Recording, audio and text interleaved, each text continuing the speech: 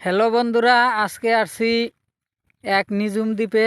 এইখানে আইসা দেখি মা মনসার ঘর। এটাই হলো মা মনসার ঘর। এইখানে মা মনসার নিবাস।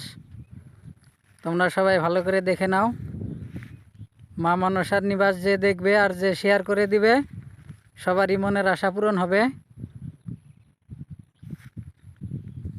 যে যে মা মনসাকে বিশ্বাস করো এবং ভালোবাসো তারা সবাই মা মনসার ঘরকে দেখো এবং শেয়ার করে দাও, অন্যকে দেখার সুযোগ করে দাও। মা মনসা খুশি হইলে তার জীবন ধন্য। এই দেখো একদম নিজুম দ্বীপ। এইখানে দূর দূর পর্যন্ত কোনো ঘর বাড়ি মানুষজন কিচ্ছু নাই, শুধু জঙ্গল শুধু জঙ্গল। এইখানে অনেক ধরনের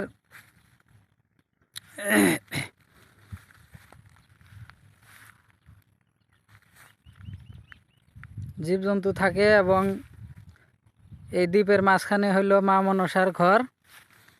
এইখানে কোনো মানুষজনের বসতি নাই। এই দেখো দারুণ সুন্দর একদম। হুম,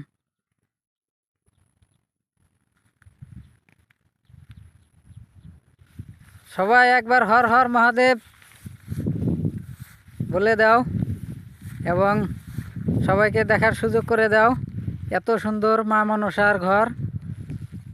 এই ঘর যে দেখবে এবং শেয়ার করে দিবে তার মনের আশা পূরণ হবে।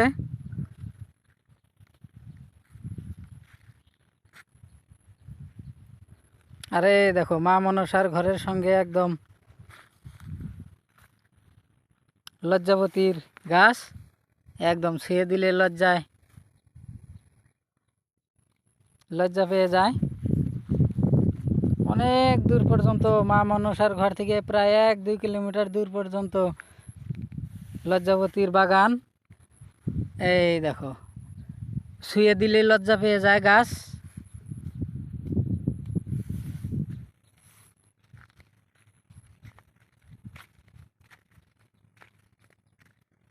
এই দেখো মা মনসার ঘরের এখানে মহাদেবের চিহ্ন দেখা যাইতেছে।